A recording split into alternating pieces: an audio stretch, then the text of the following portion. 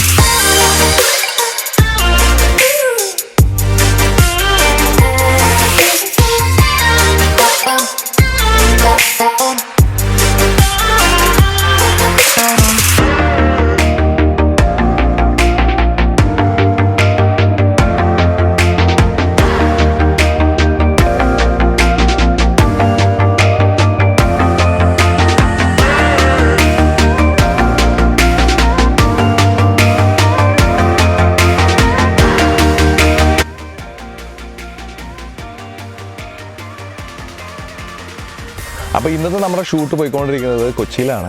അപ്പോൾ ഈ ഒരു വെഹിക്കിൾ എന്നോടൊപ്പം ഉള്ളതും കൊച്ചി തന്നെയാണ്. 2006 മോഡൽ, അതോടൊപ്പം തന്നെ കംപ്ലീറ്റ്ലി പേപ്പേഴ്സ് കാര്യങ്ങളെല്ലാം കറണ്ടാണ്. അങ്ങനെയുള്ളൊരു വണ്ടി 2026 വരെ പേപ്പേഴ്സിന് വാലിഡിറ്റി ഉണ്ട്. ഇതിൻ്റെ അഡീഷണൽ ഇൻഫർമേഷൻ എന്ന് വെച്ചാൽ സ്നോർക്കൽ ഫിറ്റ് ചെയ്തിട്ടുണ്ട്, പവർ സ്റ്റിയറിംഗ് ഫിറ്റ് ചെയ്തിട്ടുണ്ട്. ഇപ്പോൾ നിങ്ങൾ ഈ കാണുന്ന ഈ ഒരു പെയിൻറ്റ് ജോബൊക്കെ നമ്മൾ ചെയ്തതാണ്. ഫുള്ളി ഒരു പെയിൻറ്റ് കറക്ഷൻ നമ്മൾ ചെയ്തിട്ടുണ്ട്. അതിനുശേഷം തന്നെ വണ്ടിയുടെ ഫ്ലോറിലൊക്കെ പെയിൻറ്റ് കുറച്ച് ഡാമേജ് ആയിരുന്നു. ആ കാര്യങ്ങളെല്ലാം ക്ലിയർ ചെയ്ത് വൃത്തിയാക്കിയിട്ടുണ്ട്.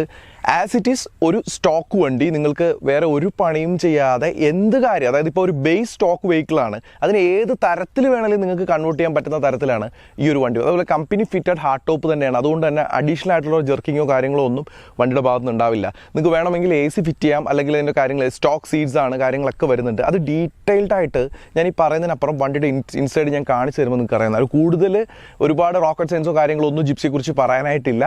വളരെ നീറ്റ് ആൻഡ് ക്ലീൻ ആയിട്ടുള്ള, വളരെ ചിൽഡ് ആയിട്ടുള്ള ഒരു വെഹിക്കിളാണ്. അപ്പോൾ ആ ഒരു വെഹിക്കിൾ എന്ന് പറയുമ്പോഴത്തേക്ക് ഒരുപാട് നിങ്ങൾ അതിനകത്ത് എക്സ്പെക്ടേഷൻ എന്തൊന്നും ആവശ്യമില്ല. ഒരു നോർമൽ ബമ്പേഴ്സും ബാക്കും ഫ്രണ്ടും ഒരു നോർമൽ ബമ്പേഴ്സും കാര്യങ്ങളൊക്കെ തന്നെയാണ് വന്നിട്ടുള്ളത്. വണ്ടി KL 12 രജിസ്ട്രേഷനിൽ വരുന്ന വണ്ടിയാണ്. അപ്പോൾ ഈ ഒരു വണ്ടിയാണ് നിങ്ങൾക്ക് വേണ്ടിയിട്ട് ഇന്ന് നമ്മൾ സെയിൽ ചെയ്യാനായിട്ട് കൊണ്ടുവന്നിട്ടുള്ളത്. അപ്പോൾ എല്ലാവർക്കും ചില സംശയങ്ങൾ ഉണ്ടാവാം. ഈ വളരെ വളരെ നീണ്ട കാലങ്ങളായിട്ട് എന്നോട് ചോദിക്കുന്നൊരു ചോദ്യമുണ്ട്, എന്തുകൊണ്ടാണ് ചേട്ടാ കാർബറേറ്റർ ജിപ്സി വാങ്ങണ്ട? എല്ലാവരുടെയും കയ്യിൽ ജിപ്സി എന്ന് പറയുമ്പോൾ ഒരു 2.5 to 3.5 എന്നൊരു എക്സ്പെക്റ്റേഷനിലാണ് പണ്ടും ഇപ്പോഴും ആൾക്കാർ. നിങ്ങൾ മനസ്സിലാക്കേണ്ട ഒരു കാര്യം, കാലം ഒരുപാട് മാറി. നമ്മുടെ നാട്ടിൽ അഡ്വഞ്ചർ സെഗ്മെൻറ്റ് എല്ലാ മേഖലകളിലും നിങ്ങൾക്ക് നോക്കിയാൽ കാണാൻ പറ്റും. ബൈക്കിങ്ങിലായാലും ഈവൻ നമ്മുടെ കാസിൻ്റെ കാര്യത്തിലായാലും അഡ്വഞ്ചർ സെഗ്മെൻറ്റ് എന്ന് പറയുന്നത് ശരിക്കും ബൂം ചെയ്തുകൊണ്ടിരിക്കുന്ന ഒരു മേഖല തന്നെയാണ്. അവിടെ ബൈക്കുകളുടെ പുതിയ എൻട്രി വരുന്നു, കാറുകളിലാണെങ്കിൽ പുതിയ ഒരുപാട് വാഹനങ്ങൾ വരുന്നുണ്ട്. ഈവൻ ലൈക്ക് ലാസ്റ്റ് ഇറങ്ങിയ Thar 5 Door പോലും അതിൻ്റെ എല്ലാം ഒരു ഉദാഹരണം കൂടി തന്നെയാണ്. അപ്പോൾ ഇത്രയും വാഹനങ്ങൾ, നമ്മുടെ താറും ഒക്കെ ആയിട്ടുള്ള 5 Door 3 Door ഒക്കെ ആയിട്ടുള്ള ഒരുപാട് വാഹനങ്ങൾ ശരിക്കും കിടന്ന് കളിക്കുന്ന ഒരു മേഖലയാണ് അഡ്വഞ്ചർ സെഗ്മെൻറ്റ്. അപ്പോൾ ആ ഒരു മേഖലയിൽ ഏറ്റവും ബഡ്ജറ്റ് ഫ്രണ്ട്ലി ആയിട്ട്, അതുപോലെ ചീപ്പ് ആൻഡ് ബെസ്റ്റ് ആയിട്ട് വാങ്ങാൻ പറ്റുന്ന ഏറ്റവും ചീപ്പായിട്ടുള്ള ഒരു വാഹനമാണ് മാരുതി ജിപ്സി എന്ന് പറയുന്നത്. പക്ഷേ അതിൻ്റെ പേരിൽ നിങ്ങൾ ആ വാഹനത്തെ അണ്ടർ എസ്റ്റിമേറ്റ് ചെയ്യരുത്. ഇപ്പോൾ എൻ്റെ ബാക്കിലുള്ള ഈ ഒരു വാഹനത്തിന് ഏത് തരത്തിൽ വേണമെങ്കിലും നിങ്ങൾക്ക് മാറ്റാനായിട്ട് പറ്റും.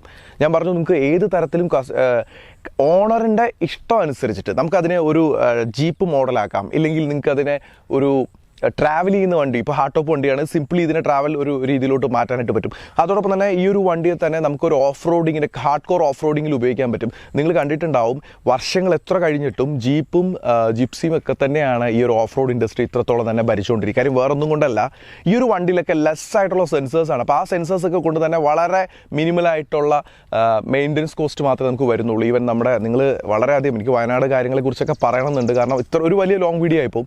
അപ്പോൾ ആ ഒരു കാര്യത്തെക്കുറിച്ച് നമ്മൾ കൂടുതൽ കിടക്കുന്നത്. അപ്പം അത്രയും ഒരു വാഹനം നമ്മുടെ വീട്ടിൽ ശരിക്കും നമ്മൾ എല്ലാവരും താമസിക്കുന്നത് ബേസിക്കലി ഒരു സിറ്റിയുടെ സൈഡിലാണെങ്കിൽ പോലും നമുക്കെപ്പോഴും ആ ഒരു ഓഫ് റോഡ് വാഹനത്തിൻ്റെ ആവശ്യകത കൂടി വരുന്നു. മഴ പെയ്തു കഴിഞ്ഞാൽ കേരളത്തിൽ നിറയാത്തതായിട്ടുള്ള യാതൊരുവിധ സിറ്റികളൊന്നുമില്ല. അപ്പോൾ എപ്പോഴും സിറ്റികളിലൊക്കെ ആയാലും മലയോര പ്രദേശങ്ങളിലൊക്കെ തന്നെ ആയാലും ഒരു ഓഫ് റോഡ് വാഹനത്തിൻ്റെ ആവശ്യകത കൂടിക്കൊണ്ടുവരികയാണ്. നമ്മുടെ ടോട്ടൽ ഒരുപാട് കാര്യങ്ങൾ സ്റ്റഡീസ് പറയുന്നത് ഇനിയിപ്പോൾ ആഗോളതാപനം കൂടുന്ന വിളിച്ചത് തന്നെ ഒരുപാട് വ്യതിയാനങ്ങൾ നമ്മുടെ ക്ലൈമറ്റിൽ ഉണ്ടാകുന്നുണ്ട്. അപ്പോൾ ചോദിക്കും ഇതൊക്കെ തമ്മിൽ എന്താണ് ജിപ്സിയായിട്ട് ബന്ധം എന്ന് ചോദിച്ചാൽ ഒരുപാട് ബന്ധങ്ങളുണ്ട്. നിങ്ങൾ കണ്ടിട്ടുണ്ടാവും നമ്മുടെ മിലിറ്ററിക്ക് പോലും നമുക്ക് ആൾക്കാരെ വന്ന് റെസ്ക്യൂ ചെയ്യാൻ പറ്റാത്തടത്തുനിന്ന് നമ്മുടെ ഓഫ് റോഡ് സഹോദരങ്ങളാണ് ഈവൻ വയനാട്ടിൽ മിലിറ്ററിയെ സഹായിക്കാനായിട്ടും മറ്റുള്ള ആൾക്കാരെ സഹായിക്കാനായിട്ടൊക്കെ ഇറങ്ങി തിരിച്ചത്. ഒന്നും നോക്കാതെ അവരുടെ വണ്ടിയോ കാര്യങ്ങളോ ഒന്നും നോക്കാതെ ഇറങ്ങിത്തിരിക്കുകയും അതോടൊപ്പം തന്നെ അത്രയും റെസ്ക്യൂ ചെയ്യുകയും റിക്കവർ ചെയ്യുകയൊക്കെ ചെയ്തത് ഈ ഓഫ് റോഡ് വാഹനങ്ങൾ തന്നെയാണ്. ഓപ്പൺ ആയിട്ടുള്ളതും കവേർഡായിട്ടുള്ളതും ക്ലോസ്ഡ് ആയിട്ടൊക്കെ ഒരുപാട് വാഹനങ്ങൾ തന്നെയാണ്. അപ്പോൾ എന്തുകൊണ്ടൊരു ഓഫ് റോഡ് വണ്ടി എന്നുള്ളത് കേരളത്തിൻ്റെ ഈ സമകാലീന ഇപ്പോഴത്തെ ആ ഒരു പോകുന്ന സാഹചര്യത്തിൽ വളരെയധികം അർത്ഥവത്തായ ഒരു ചോദ്യം തന്നെയാണ്. ഒരു ഓഫ് റോഡ് വാഹനം ഒരു 5 or 10 വീട് കൂടുമ്പോഴെങ്കിലും ഒരു ഓഫ് റോഡ് വാഹനം അത് ഏതായാലും ഏത് കമ്പനിയുടേതായാലും നമ്മുടെ കയ്യിലുണ്ടെന്നുണ്ടെങ്കിൽ ഇൻ കേസ് ഇങ്ങനെയുള്ള പെട്ടെന്നുണ്ടാവുന്ന സഡൻലി നമുക്ക് വരുന്ന ഇങ്ങനെയുള്ള ഡിസാസ്റ്റേഴ്സ് എന്നൊക്കെ നമുക്ക് ഒരുവിധമൊക്കെ രക്ഷപ്പെട്ട് മുന്നോട്ട് പോകാനായിട്ട് പറ്റും. അപ്പോൾ അങ്ങനെയുള്ളൊരു സാഹചര്യത്തിൽ വണ്ടികളുടെ മാർക്കറ്റും കാര്യങ്ങൾക്ക് ഓഫ് റോഡ് വാഹനങ്ങൾക്ക് ഒരുപാട് ജിപ്സിക്കൊക്കെ ഒരുപാട് എൻക്വയറീസ് ആണ് ഉള്ളത്. പക്ഷേ അൺഫോർച്യുനേറ്റ്ലി ഞാൻ എപ്പോഴും പറയാനുള്ളത് കഴിഞ്ഞ കാലം തൊട്ട് തന്നെ മിലിറ്ററി ഇപ്പോൾ വണ്ടി കൊടുക്കുന്നത് സ്റ്റോപ്പ് ചെയ്തിട്ടുണ്ട്. അവർ ബുക്കും പേപ്പറും ഇല്ലാത്ത വണ്ടികളായിട്ടാണ് ഇപ്പോൾ പുറത്തു വരുന്നത്. ഡിസ്മാൻഡിൽ ചെയ്ത് ചാസിയൊക്കെ കട്ട് ചെയ്ത് ചാസിന്ന് അതൊക്കെ എൻ്റെ engine number chassis number cut ചെയ്ത് മാറ്റിയ അവസ്ഥയിലാണ് ഉള്ളത്. അപ്പോൾ അങ്ങനെയുള്ള വാഹനങ്ങൾ നമുക്ക് വാങ്ങാനായിട്ട് പറ്റില്ല. നമുക്ക് അതിൻ്റെ സ്പെയർസൊക്കെ കളക്ട് ചെയ്യാനേ പറ്റുള്ളൂ. അപ്പം നേരത്തെ മിലിറ്ററിയിൽ നിന്ന് വന്നുകൊണ്ടിരുന്ന ആ ഒരു ഫ്ലോ ഒക്കെ ഇപ്പോൾ കുറഞ്ഞിട്ടുണ്ട്. നാട്ടിലുള്ള വാഹനങ്ങൾ നമ്മുടെ കയ്യിലുള്ളത് വൃത്തിയായിട്ടുള്ള വാഹനങ്ങൾ വാങ്ങാനാണ് നമുക്ക് പറ്റുക. ഇല്ലെന്നുണ്ടെങ്കിൽ യാതൊരു ഒരു തരത്തിലും നമുക്ക് പിന്നെ വണ്ടി വേറെ പുറത്തുനിന്ന് സോഴ്സ് ചെയ്തുകൊണ്ട് പുറത്തുനിന്നുള്ള ആൾക്കാർ നമ്മളോടാണ് ചോദിക്കുന്നത് 18 വണ്ടിയുണ്ടോ, 20 വണ്ടിയുണ്ടോ, 19 വണ്ടിയുണ്ടോ എന്നൊക്കെ ചോദിച്ച് പുതിയ വണ്ടി ഉണ്ടോ എന്ന് ചോദിക്കും. കാരണം അവർക്ക് നോർത്തിൽ പേപ്പേഴ്സിൻ്റെ വാലിഡിറ്റി ഭയങ്കര ഒരു കാര്യം തന്നെയാണ്. അപ്പോൾ അത്രത്തോളം അവർ നമ്മുടെ അടുത്ത് ചോദിക്കുന്നുണ്ട് വണ്ടി ഉണ്ടോ അങ്ങനെയുള്ള കാര്യങ്ങളൊക്കെ എപ്പോഴും തിരക്കൊണ്ടിരിക്കുകയാണ്. അപ്പോൾ കാർബറേറ്റർ ജിപ്സിയിൽ തുടങ്ങി ഇത്രയും കാര്യങ്ങൾ ഞാൻ പറഞ്ഞു. ഓഫ് റോഡ് വാഹനങ്ങൾ ഞാൻ നിങ്ങളിലോട്ട് പെട്ടെന്ന് പറഞ്ഞ് മനസ്സിലാക്കി തരുന്നതല്ല, നിങ്ങൾ കണ്ടുകൊണ്ടിരിക്കുന്നതാണ്. ഒരു ഓഫ് റോഡ് വാഹനം എന്നുള്ളതിന് ഒരു സ്പെഷ്യൽ ഒരു ബഹുമാനം കൊടുക്കേണ്ട സാഹചര്യമാണ് ഓൾ ഓവർ ദ ഇന്ത്യയിൽ നമ്മൾ കണ്ടുകൊണ്ടിരിക്കുന്നത്. നമ്മുടെ നാട്ടിലൊക്കെ പണ്ട് ഇങ്ങനത്തുള്ള പ്രശ്നങ്ങളൊന്നും ഇല്ലായിരുന്നു. ഓക്കെ, അപ്പോൾ ആ ഒരു കാര്യം വരുമ്പോൾ നിങ്ങളെല്ലാവരും ഓടിച്ചു നോക്കുന്ന ലെസർ മെയിൻ്റനൻസ് ആയിട്ടുള്ള വണ്ടികളാകുമ്പോൾ ജീപ്പും ജിപ്സിയൊക്കെ തന്നെയാണ്. ജീപ്പിനെ സംബന്ധിച്ചോളം നമ്മൾ ഡീസൽ ബാൻ എന്ന് പറഞ്ഞ ഒരു സാഹചര്യത്തിലൂടെ കടന്നു പോകുന്നുണ്ടെങ്കിലും ഗവൺമെൻറ് എന്തെങ്കിലും ഒരു പോംവഴി അതിനകത്ത് ഉണ്ടാക്കും എന്ന് വിചാരിക്കുന്നു. കാരണം ഇങ്ങനെയുള്ള ചില സ്പെഷ്യൽ കേസുകളൊക്കെ അതിനെ സേവ് ചെയ്യും. അതുപോലെ അപ്പോൾ പെട്രോൾ വണ്ടികളാണെന്നുണ്ടെങ്കിൽ എന്തുകൊണ്ട് ജിപ്സി എന്ന് പറയാം. ജിപ്സിയെ സംബന്ധിച്ചോളം നിങ്ങൾ പെട്രോൾ വാഹനം ഉപയോഗിച്ചുകൊണ്ടിരിക്കുന്നത് നിങ്ങൾക്ക് CNGയിലോട്ട് കൺവേർട്ട് ചെയ്ത് ഉപയോഗിക്കുന്നതായിട്ട് കാണിക്കാൻ പറ്റും. CNGയിൽ നിങ്ങൾക്ക് വണ്ടി ഉപയോഗിക്കാനും പറ്റും. LPGയിലോട്ട് നിങ്ങൾക്ക് കൺവേർട്ട് ചെയ്യാൻ പറ്റും. ഞാൻ ഇതിലൊന്നും ഉപയോഗിക്കാൻ വേണ്ടിയിട്ട് പറയില്ല. നിങ്ങൾക്ക് കൺവേർട്ട് ചെയ്ത് പേപ്പറിൽ കുറച്ചുകൂടെ നിങ്ങൾക്ക് വണ്ടിയുടെ പൊല്യൂഷൻ കുറഞ്ഞു വരും. അതോടൊപ്പം തന്നെ ഗവൺമെൻറ്റിൽ നിങ്ങൾക്ക് സ്പെഷ്യൽ ഓതറൈസേഷൻ കിട്ടും. പക്ഷേ ജീപ്പ് പോലുള്ള ഡീസൽ വാഹനങ്ങളിൽ നിങ്ങൾക്ക് ഒരു കാരണവശാലും അതിനെ കൺവേർഷൻ ആയിട്ടുള്ള ഒന്നെങ്കിൽ ഇലക്ട്രിക്കിലോട്ട് പോവുക, അല്ലാതെ വേറൊരു ഓപ്ഷൻ നിങ്ങൾക്കില്ല. ഈ ഒരു കാര്യം മനസ്സിലാക്കുന്നതുകൊണ്ടാണ് കൂടുതൽ ആൾക്കാരും നമുക്ക് ജിപ്സിയിലോട്ട് വരുന്നത്. അവർ ചോദിക്കുന്നുണ്ട് ഇപ്പം എന്തെങ്കിലും ഒരു ബാൻഡ് ഇഷ്യൂസ് അല്ലെങ്കിൽ ഫ്യൂവലിൻ്റെ പേരിൽ ഈ പറഞ്ഞ എയർ പൊല്യൂഷൻ്റെ പേരിൽ ഒരു ബാൻ വരികയാണെന്നുണ്ടെങ്കിൽ BS6 അങ്ങനെയൊക്കെ ലോംസ് വരുന്നതനുസരിച്ച് ആ ബാൻ വരികയാണെന്നുണ്ടെങ്കിൽ നിങ്ങളുടെ വാഹനങ്ങൾക്ക് നിങ്ങൾക്ക് കൺവേർട്ട് ചെയ്യാൻ വേണ്ടിയിട്ട് ഒരു ഓപ്ഷൻ അവൈലബിൾ ആണ്. നിങ്ങൾക്ക് CNGയിലോട്ട് കൺവേർട്ട് ചെയ്യാം. ഈവൻ ഒരു 60,000 to 80,000 എൻ്റെ കോസ്റ്റ് വരും. നിങ്ങൾ CNGയിൽ ഉപയോഗിക്കണമെന്നില്ല. നിങ്ങളുടെ വാഹനം CNGയിൽ കൺവേർട്ട് ചെയ്തതിന് ശേഷം നിങ്ങൾക്ക് ആ പേപ്പർ വാലിഡിറ്റി കിട്ടും. പിന്നെ അവിടെ ഒരു പൊല്യൂഷൻ ഇഷ്യൂ പറഞ്ഞിട്ട് ജിപ്സിയെ വാങ്ങി സ്ക്രാപ്പ് യാർഡിലോട്ട് കളയാനായിട്ട് പറ്റില്ല. ജിപ്സി മാത്രമല്ല പെട്രോൾ വാഹനങ്ങൾ. ഇപ്പോൾ പെട്രോൾ വാഹനങ്ങൾക്ക് അങ്ങനത്തെ ഒരു വേവർ നിൽക്കുന്നുണ്ട്. അത് ടെക്നിക്കലി ഉള്ളൊരു വേവറാണ്, ഗവൺമെൻറ് കൊടുക്കുന്നതല്ല, ടെക്നിക്കലി ഉള്ളൊരു വേവറാണ്. പക്ഷേ ശരിക്കും ഡീസൽ വാഹനങ്ങൾക്ക് നിങ്ങൾക്ക് അങ്ങനെ ചേഞ്ച് ചെയ്യണമെന്നുണ്ടെങ്കിൽ ഒന്നെങ്കിൽ ഇലക്ട്രിക്കൽ അല്ലെന്നുണ്ടെങ്കിൽ അത് ഡിസ്മാൻഡിൽ ചെയ്യാന്നുള്ളൊരു ഓപ്ഷൻ തന്നെ ആയിരിക്കും വരുന്നത്. പക്ഷേ ആരും ഈ പറയുന്നത് കണ്ടിട്ട് ആരും പേടിക്കാൻ നിൽക്കണ്ട. കാരണം ഈ റൂൾസിലൊക്കെ ചിലപ്പോൾ മാറ്റങ്ങൾ വരാൻ ചാൻസ് ഉണ്ട്.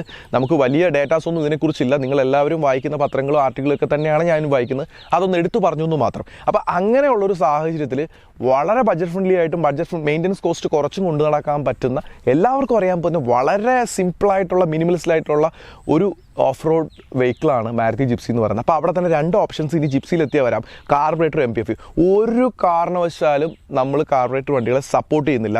നിങ്ങൾ ഈ കണ്ടുകൊണ്ടിരിക്കുന്ന ആരുടെയും കയ്യിൽ കാർബറേറ്റർ വണ്ടികൾ സേഫായിട്ടുണ്ടെന്നുണ്ടെങ്കിൽ നിങ്ങൾ ഉപയോഗിക്കുക. അതിനെ ഞാൻ കുറ്റം പറയുന്നില്ല. ഞാൻ ഈ പറയുന്നത് പുതിയതായിട്ട് കാർബറേറ്റർ വണ്ടി വാങ്ങാൻ ഉദ്ദേശിക്കുന്ന ആൾക്കാർ 1.5 മുതൽ 3.5 വരെയൊക്കെ കാർബറേറ്റർ വണ്ടിക്ക് നമുക്ക് പ്രൈസ് കാണാം. പക്ഷേ നിങ്ങൾ മനസ്സിലാക്കേണ്ട ഒരു കാര്യം, അപ്പോൾ ഈ ഒരു കാർബറേറ്റർ വാഹനങ്ങൾ വാങ്ങുന്നതിൽ തെറ്റില്ല. പക്ഷേ ഇതിൻ്റെ സ്പെയർ പാർട്സ് നമ്മൾ വീണ്ടും കളക്ട് ചെയ്യാൻ പോകുമ്പോഴാണ് ആ ഒരു പ്രശ്നം നമ്മൾ നേരിടുന്നത്. വണ്ടിയുടെ സ്പെയർ പാർട്സുകൾ നമുക്ക് വേറെ എവിടെ അവൈലബിൾ അല്ല.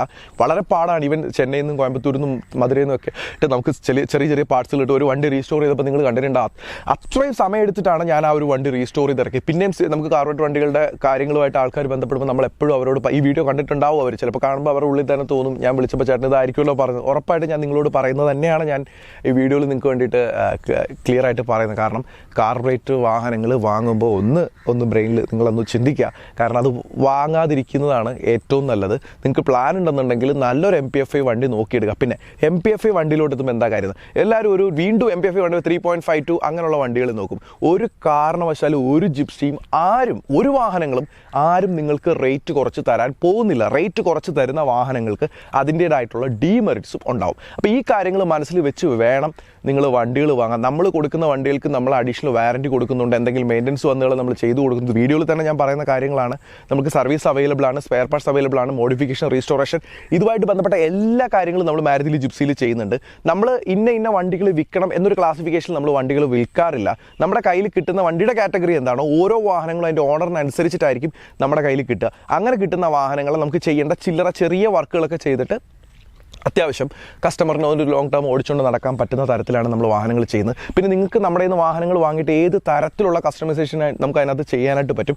ആ എല്ലാ തരത്തിലും നിങ്ങളെ നമ്മൾ സപ്പോർട്ട് ചെയ്യുന്നുണ്ട്. അപ്പോൾ ഇതൊക്കെ തന്നെയാണ് മാരുതി ജിപ്സിയിൽ എനിക്ക് നിങ്ങളോട് പറയാനായിട്ടുള്ളത്. കുറേ കാര്യങ്ങളൊക്കെ ഞാൻ നിങ്ങളോട് നേരത്തെ ഒരുപാട് വട്ടം ഞാൻ റിപ്പീറ്റ് പറയുന്ന കാര്യങ്ങളാണ്. ഒരുപാട് നിങ്ങളോട് ഞാൻ പറഞ്ഞു വെച്ചിട്ടുണ്ട്. അതുകൊണ്ട് അപ്പോൾ ഈ ഒരു കാര്യങ്ങളൊക്കെ പറഞ്ഞുകൊണ്ട് തന്നെ നമ്മുടെ ഈ ഒരു വീഡിയോ ഇവിടെ അവസാനിക്കുകയാണ്. ഈ വണ്ടിയുടെ കൂടുതൽ ഡീറ്റെയിൽസും കാര്യങ്ങളൊക്കെ അറിയാനെന്നുണ്ടെന്നുണ്ടെങ്കിൽ നമ്മുടെ ഇൻസ്റ്റാഗ്രാമിൽ നിങ്ങൾ മെസ്സേജ് അയക്കുക. ഈ വീഡിയോയുടെ ഡിസ്ക്രിപ്ഷനിൽ ഞാൻ ഇതിൻ്റെ ഡീറ്റെയിൽസും കാര്യങ്ങളും ഒക്കെ കൊടുക്കാം. അതോടൊപ്പം തന്നെ മെയിൽ ID ഞാൻ കൂടെ പ്രൊവൈഡ് ചെയ്യാം. അപ്പോൾ ഇതുപോലുള്ള വണ്ടികളൊക്കെ വളരെ റെയറായിട്ടായിരിക്കും നമ്മുടെ കയ്യിൽ വരുന്നത്. അപ്പോൾ വേണ്ടവരൊക്കെ ഉറപ്പായിട്ടും ഈവൻ അഡ്വാൻസിൽ ബുക്കിങ്ങിൽ നിൽക്കുന്ന ആൾക്കാർ കൂടിയുണ്ട്. അപ്പോൾ നല്ല വണ്ടികൾ വേണ്ടവർ നേരത്തെ ബുക്ക് ചെയ്യുക. നല്ല വണ്ടി വരുമ്പോൾ നമ്മൾ നിങ്ങൾക്ക് അതിൻ്റെ ഡീറ്റെയിൽസ് കാര്യങ്ങൾ ഷെയർ ചെയ്ത് നിങ്ങൾ ഓക്കെ ആണെന്നുണ്ടെങ്കിൽ നമ്മൾ വണ്ടി നിങ്ങൾക്ക് സെൻഡ് ചെയ്യുന്ന രീതിയിൽ കാര്യങ്ങൾ ചെയ്യുന്നുണ്ട്. അപ്പോൾ ഉറപ്പായിട്ട് ഈ വീഡിയോ നിങ്ങൾക്ക് ഇഷ്ടപ്പെടുന്നു വിചാരിക്കുന്നുണ്ട്. അടുത്ത് വിളിക്കണം. Good bye.